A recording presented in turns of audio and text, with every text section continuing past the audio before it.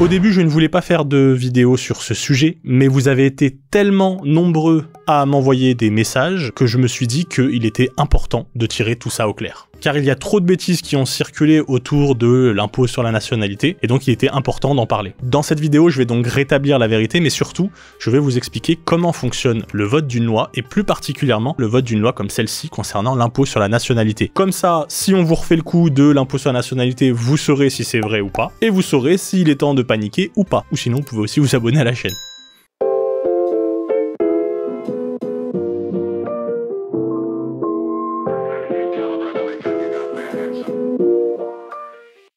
Salut à tous, je suis Emile OS, juriste et web entrepreneur. Sur cette chaîne, on parle de business, de droit, et plus particulièrement du droit qui entoure l'activité des web entrepreneurs dans le monde.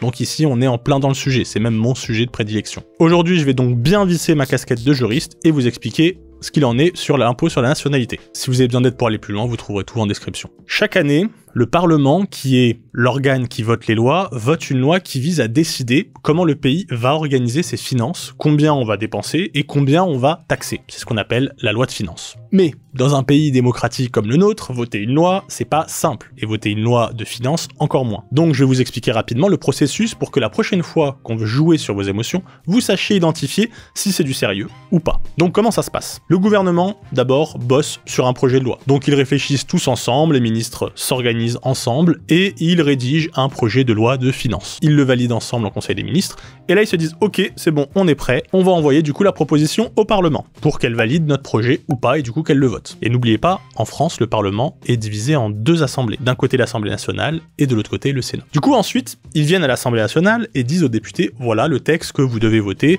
donc votez. Et là on passe au boulot de l'Assemblée nationale qui va consister à analyser cette loi pour savoir si elle la vote ou pas. Et l'Assemblée nationale, comme il y a 577 députés, et que tous les députés ne peuvent pas être spécialisés dans tous les domaines, eh bien ils s'organisent en petits groupes de travail qu'on appelle des commissions. Il y a une commission culturelle, il y a une commission économique, etc., etc. Et bien sûr, il y a une commission des finances. Cette commission des finances, du coup, compte à peu près entre 50 et 60 députés. Sauf qu'il s'avère que dans cette commission des finances, non seulement il y a pas mal de députés de gauche, mais en plus, ils ont désigné comme chef d'équipe, on va dire, Éric Coquerel, qui est un député de la France Insoumise. Et en plus, comme ça fait déjà quelques années qu'il est à ce poste, eh bien, on lui a redonné. Et du coup, pendant cette commission, ce petit groupe de députés va lire ce qui a été proposé par le gouvernement, et s'il veut, il a le droit de faire des propositions. Il a le droit de faire des modifications, de faire des ratures, genre, moi je pense que ce serait mieux si c'était réécrit comme ça, ou alors ce serait mieux si on ajoutait un petit paragraphe par-ci ou par-là. Et ça, c'est ce qu'on appelle des amendements. Mais c'est des amendements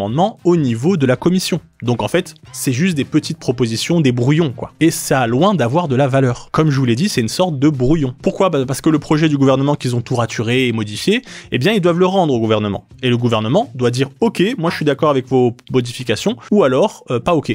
Et ensuite aussi, il doit être voté par toute l'Assemblée. Donc là, on a une cinquantaine, soixantaine de députés qui réfléchissent ensemble.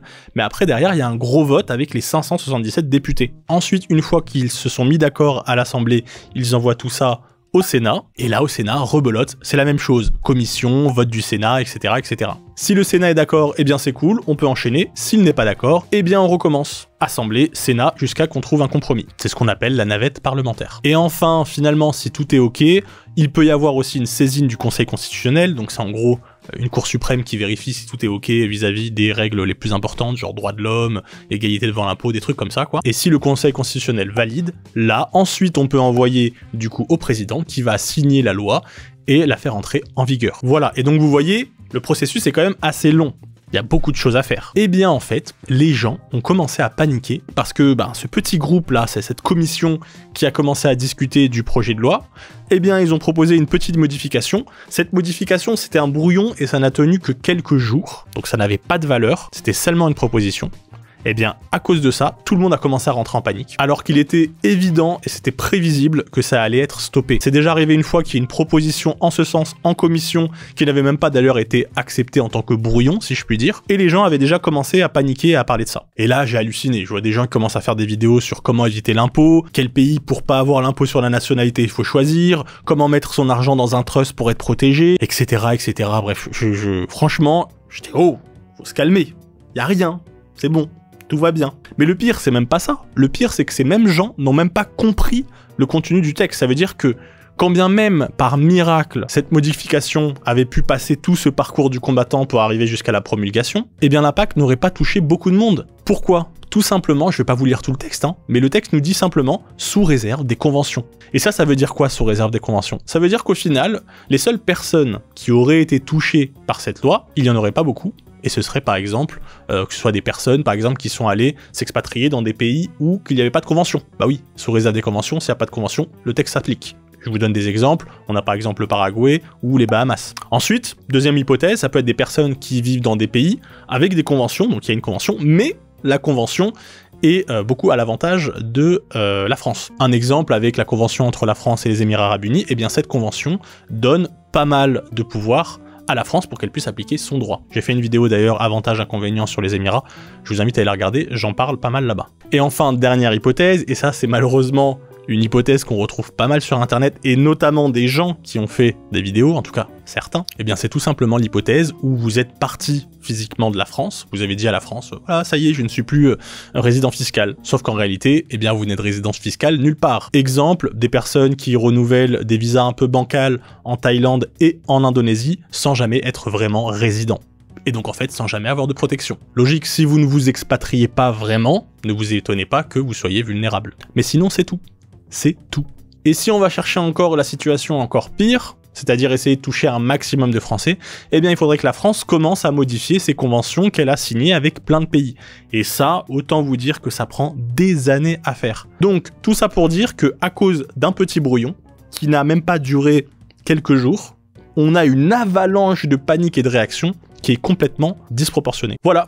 Mais bon, bien sûr, ça ne serait pas arrivé aux personnes qui ont pris le programme Expat Entrepreneur. Car j'explique tout ce qu'il faut savoir pour éviter de se manger des redressements à l'international. Et anticiper ce genre de changement, bien sûr. Mais sinon, j'en avais aussi parlé sur mon canal Telegram rapidement, donc si vous voulez, n'hésitez pas à le suivre. Là-bas, je poste du contenu exclusif. Donc, maintenant vous savez pourquoi je n'en ai pas parlé. Vous savez aussi pourquoi vous devriez la prochaine fois vous méfier de ce genre de sujet qui pop. Parce que bon, c'est une chose de vouloir débattre d'un éventuel changement, mais là ça pouvait vraiment inciter des gens à prendre des mesures graves et importantes comme un bouleversement fiscal. Et ça c'est vraiment pas bon du tout, parce que les gens jouent sur cette peur et commencent à vous faire des propositions, à vous donner des solutions qui sont complètement hors sol quoi. Genre vous dire d'aller mettre votre argent dans un trust, ou alors vous dire de renoncer à votre nationalité, ou en tout cas vous inciter. Tout ça ce sont des choses qui sont vraiment irréversibles et qui peuvent avoir des conséquences graves. Voilà, maintenant avec cette vidéo vous savez comment est votée une loi, vous savez comment éviter de vous faire berner par de fausses informations, et vous pourrez enfin dormir sur vos deux oreilles. Si vous avez envie de vous expatrier ou vous avez des questions de fiscalité internationale, vous trouverez mon contact en description et aussi le programme Expat Entrepreneur. Sur ce, je vous souhaite un bon business à tous et on se retrouve dans une prochaine vidéo. Salut!